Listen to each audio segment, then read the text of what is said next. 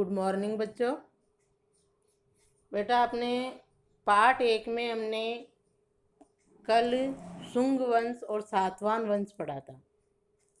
आज पढ़ेंगे गुप्त साम्राज्य। आज का टॉपिक हमारा क्या है? गुप्त साम्राज्य, जो भारत का एक स्वर्णिम युग है। हमारे पाठ का नाम ही है ना, स्वर्णिम भारत। गुप्त साम्राज्य यानी गुप्त वंश के शासकों तक आते आते जो है भारत बहुत ही अच्छी स्थिति में आ चुका था, और फिर गुप्त वंश के शासकों ने भी भारत को जो है अच्छी उन्नति दी। इस काल को जो है, गुप्त साम्राज्य के काल को भारत का स्वर्णिम काल भी कहा जाता है, या आपने छोटी क्लासों में पढ़ा होगा। तो अब हम देखेंगे गुप्त साम्राज्य, ये 275 से 550 ईस्वी। ठीक है, ईस्वी आ गया वो। अब पहले क्या था? ईसा पूर्व। थोड़ा आप यहाँ ध्यान देंगे, जैसे अपन ने सातवाहन वंश पढ़ा था ना, सातवाहन वंश में क्या स्थिति थी देखो। 60 ईसा पूर्व तक आ गया था, सिमुक था 60 ईसा पूर्व में, फिर 36 ईसा पूर्व। ठीक है, अब सिमुक के बाद कितने शासक हुए? 27वां शासक यज्ञश्री सातकर्णी था, तो ईसा का जन्म हो गया बीच में।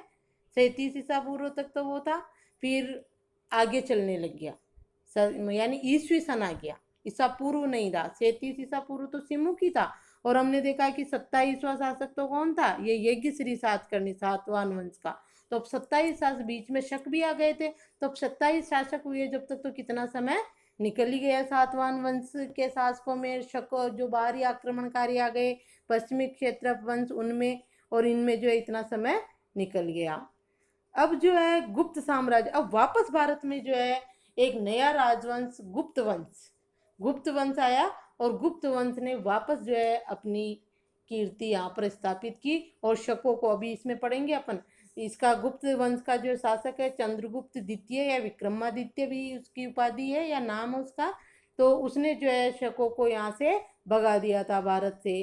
तो अब जो है वापस ये भारत का बोलबाला आ गया, विदेशियों को यहाँ से निकाल दिया गया था। और उस समय तक आते आते कितना समय हो गया? 275 से 550 ईस्वी, यानी 250 ईस्वी में जो है गुप्त वंश का वापस उदय हुआ था। यानी कितने साल बीत गए? ज़्यादा भी नहीं तो 150-200 साल तो बीते ही होंगे। 150-200 के बीच के साल भाई 27 शासक वो भी हुए। यानी आप ये सोचो कि भाई इसका समय कहाँ गया, ये 275 ईस्वी आ गया तो। ठीक है, तो बाहरी शासक आ गए थे, और वैसे सातवाहन वंश के अपन 23वां 27वां ऐसे शासक पढ़ ही रहे। तो अब ध्यान दो, देखो गुप्त साम्राज्य 275 से 550 ईस्वी। उत्तर भारत में कुषाण सत्ता, शक, हूण और कुषाण आगे पढ़ेंगे अपन। तो पहले शक आए थे सातवाहनों के समय, और फिर हूण भी आए थे बर्बर जाति, लेकिन हूण ज्यादा समय तक नहीं टिके। फिर कुषाण, कनिष्क का नाम आपने सुना होगा, कुषाण वंश का प्रतापी शासक था कनिष्क। कुषाण भी आ गए थे।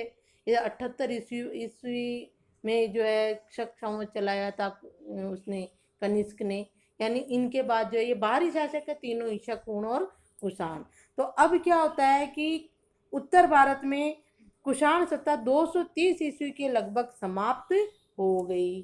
ठीक है, कब समाप्त हो गई? 230 ईस्वी के।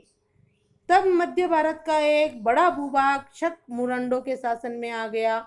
अब जैसे कुषाण सत्ता समाप्त हो गई, तो उस क्षेत्र पर किसने कर लिया अधिकार? वापस शक मुरंडों ने। उत्तर भारत में, कौन सा भारत है ये? उत्तर भारत आ गया, जो कि 250 ईस्वी तक शासन करते रहे। शक पहले से ही थे, लेकिन उधर कुषाण वो थे तो उनकी सत्ता समाप्त हो गई, तो उस पर भी शकों ने अपना अधिकार कर लिया, जो 250 ईस्वी तक जो है शासन करते रहे। कौन? शक। उसके बाद 275 ईस्वी में गुप्त वंश अस्तित्व में आया। गुप्त वंश कब अस्तित्व में आया? 275 ईस्वी में। यहाँ भारत की राजनीतिक स्थिति बहुत खराब हो गई थी इस समय, 250 से 275 के बीच। अब गुप्त वंश अस्तित्व में आया। इस वंश का संस्थापक श्रीगुप्त था। प्रश्न बनेगा आपके 1 नंबर का कि गुप्त वंश का संस्थापक कौन था? श्रीगुप्त। समुद्रगुप्त ने स्वयं को प्रयाग परिस्थिति में श्रीगुप्त का पौत्र कहा है। श्रीगुप्त के बाद घटोत्कच, श्रीगुप्त के बाद कौन शासक बना? घटोत्कच। उसकी उपाधि महाराज थी। घटोत्कच ने महाराज की उपाधि धारण की। तो अब आप एक सारणी बनाओगे, मैं बनाकर आपको बताऊंगी कि जो है जैसे साम्राज्य, गुप्त साम्राज्य में संस्थापक कौन था, श्रीगुप्त था, घटोत्कच है, घटोत्कच के बाद और कौन कौन शासक बने, और उसके सामने ही उनकी उपलब्धियां लिख देंगे अपन। ठीक है, तो उससे अभी आप ये पढ़ लो रीडिंग में, फिर सारने से समझेंगे।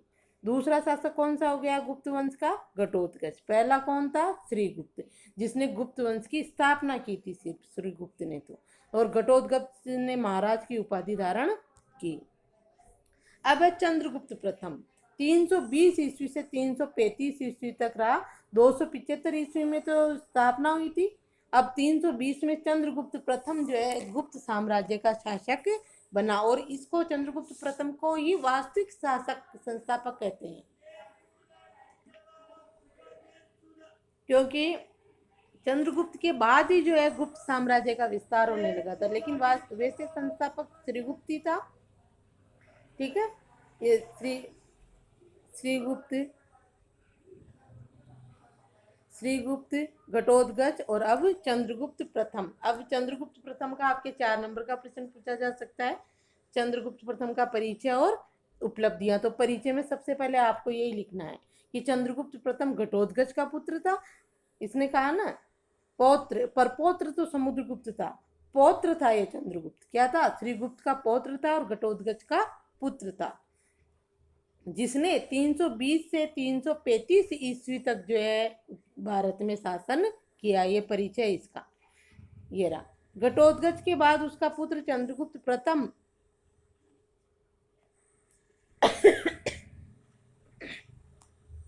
गुप्त वंश का शासक हुआ। इसने महाराजाधिराज की उपाधि धारण की। इसने कौन सी उपाधि धारण की, महाराजाधिराज। घटोत्कच ने महाराज की। इसने लिच्छवी वंशजा कुमार देवी से विवाह किया चंद्रगुप्त ने। चंद्रगुप्त प्रथम ने